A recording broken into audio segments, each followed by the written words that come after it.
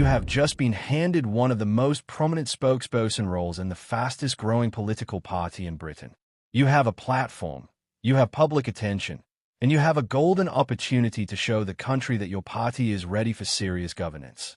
And then, in your very first major media interview, you look down the barrel of a question about Grenfell Tower, the fire that killed 72 people, the greatest loss of life in a domestic building fire in Britain since the Second World War, and you say, sadly, everyone dies in the end. It's just how you go, right? Right. Welcome back to British Reform, where we cover UK politics in all its glory, its chaos, and apparently, its spectacular self-destruction. Today we are talking about Simon Dudley, Reform UK's former housing spokesman, emphasis very much on former, who managed to ignite a political firestorm, get condemned by the Prime Minister, devastate the families of Grenfell survivors, and lose his job, all within the space of about 48 hours. That is a quite remarkable achievement by any standard, and it tells us a great deal about where Reform UK is right now. Let's get the facts on the table first, because context matters here and some of the details make this significantly worse than the headline suggests. Simon Dudley was appointed as Reform UK's housing spokesman last month. Fresh appointment, big brief, lots of potential. He gave an interview to Inside Housing, a publication read by housing professionals across the country, and the topic turned to building safety regulations introduced in the aftermath of the Grenfell Tower fire. Now, Grenfell is not some abstract policy debate. It is a wound that has never fully healed for an entire community in West London. 72 people died in June 2017 when fire tore through a residential tower block because of flammable cladding that should never have been installed. The inquiry into what happened and why has been one of the longest and most painful in British legal history. The families have been fighting for truth and accountability for nearly a decade.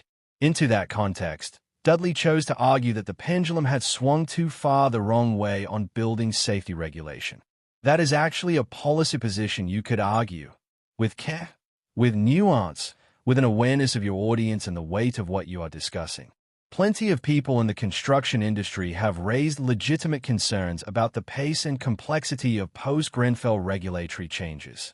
That is a real conversation happening in real boardrooms. You can have that conversation without being callous. The problem is that Dudley did not have it carefully. He used it as a springboard for a comment so staggeringly misjudged that it is difficult to fully comprehend how it made it out of his mouth. Sadly, everyone dies in the end. It's just how you go, right? Read that back. In an interview specifically about the building that killed 72 people, in a context where the families of those 72 people are still very much alive, still very much grieving, and still very much engaged in public life fighting for justice. The word sadly doing absolutely no heavy lifting whatsoever there. Grenfell United, the group representing bereaved families and survivors, responded, and their statement is worth understanding in full because it captures precisely why this was not just a gaffe. They said their loved ones did not simply die. They were failed. They were trapped in a building that should have been safe, in a fire that should never have happened. Reducing their deaths to an inevitability, they said, strips away the truth that this was preventable. That is not a political response. That is a human one, and it lands much harder because of it. Now, Dudley tried to row back. On Thursday, he said he was in no shape or form belittling that disaster and was sorry if it was not sufficiently clear. The sorry of construction, beloved by politicians who want to apologize without actually apologizing, was not received warmly. It rarely is, and by that point the story had already moved past him. Keir Starmer called the remarks shameful and joined the chorus demanding Dudley be removed, which, politically, is both the right thing to say and an extremely comfortable position for a Prime Minister who has been having a rough week on multiple fronts. When your opponents hand you something this clean, you take it. And Starmer took it. Nigel Farage responded by confirming Dudley is no longer a spokesman and called the words deeply inappropriate. There is a slight wrinkle here worth noting. According to some reports, Farage was keen to point out it was Richard Tice who handled the actual removal, framing it as evidence that reform is not a one-man operation. Whether that framing convinces anyone is a separate matter, but it tells you something about Farage's political positioning. He wants the credit for swift action without being seen as the sole arbiter of everything that happens in his own party. That is a fine line to walk when you are simultaneously the face, the brand, and the dominant force within that party. And this brings us to the wider picture, because this is not an isolated incident. It is part of a pattern that Reform UK is going to have to reckon with if it is serious about being a governing force rather than a protest movement. The party has been growing at extraordinary speed. It came second in vote share at the last general election. It is polling competitively in multiple constituencies. It has attracted a wave of new members, new donors, and new attention. That growth is real and it reflects genuine public appetite for something different. But rapid growth also means rapid recruitment. And rapid recruitment, especially when you are trying to staff spokesperson roles across every major policy brief simultaneously, means you will occasionally, and sometimes spectacularly, get it wrong. Dudley's background was in housing development and regeneration. He had worked at Homes England and the Ebbsfleet Development Corporation. On paper, that is a reasonable CV for a housing brief. What the vetting process clearly did not surface was how he would handle a direct question about one of the most politically and emotionally charged policy areas in modern British history. That is a vetting failure, and it is one Reform cannot afford to keep repeating.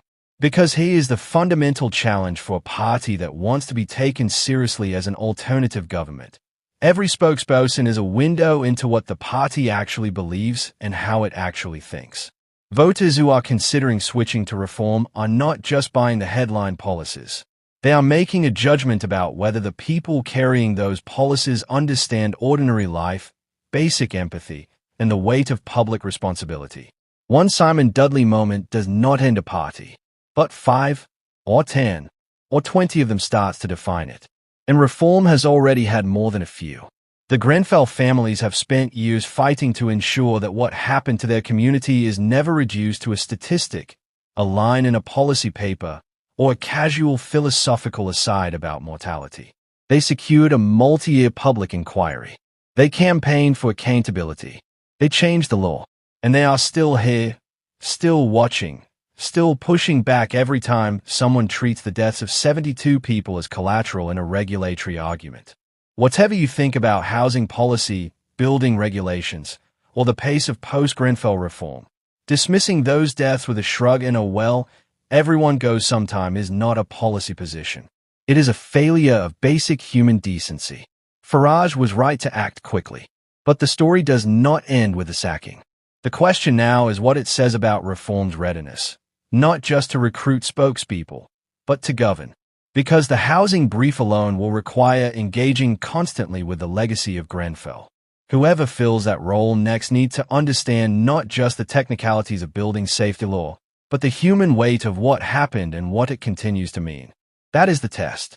And right now, it is one Reform is going to have to work very hard to pass. If you want sharp, daily coverage of everything happening in British politics, including the stories the mainstream press buries, subscribe to British Reform right now and hit the notification bell. Drop your reaction to all of this in the comments below. Was Farage right to sack Dudley? Was the response fast enough? Let's hear it. We are back very soon.